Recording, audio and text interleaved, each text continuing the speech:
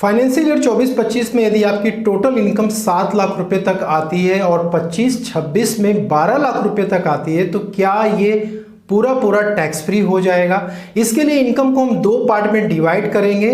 पहला पार्ट है जिसपे कि नॉर्मल रेट से टैक्स लगता है, जैसे कि सैलरी की income, rental income, business profession की income, saving bank, fix deposit की इंटरेस्ट, डिविडेंड की इनकम। तो यदि इन सोर्सेज से आपको फाइनेंशियल ईयर 24-25 में 7 लाख रुपए तक यदि हो रखी है इनकम, तो ये पूरा टैक्स फ्री हो जाएगा।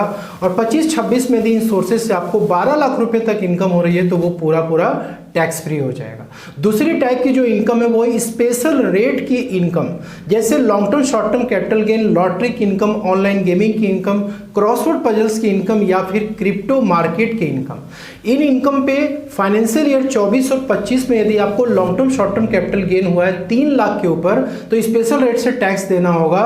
और 25-26 में यदि आपको 4 लाख के ऊपर long term, short term capital gain हुआ है, तो उस पर आपको स्पेशल रेट से टैक्स देना होगा। लेकिन ऑनलाइन गेमिंग हो गया, क्रॉसवर्ड पजल्स हो गया, लॉटरी की इनकम हो गई, क्रिप्टो मार्केट की इनकम हो गई, तो इस पर कोई भी लिमिट एप्लीकेबल नहीं होगा दोस्तों। आपको 30% के रेट से टैक्स देना होगा। आशा करता हूं कि वीडियो पसंद है, अच्छी लगे, लाइक शेयर जरूर करिएगा।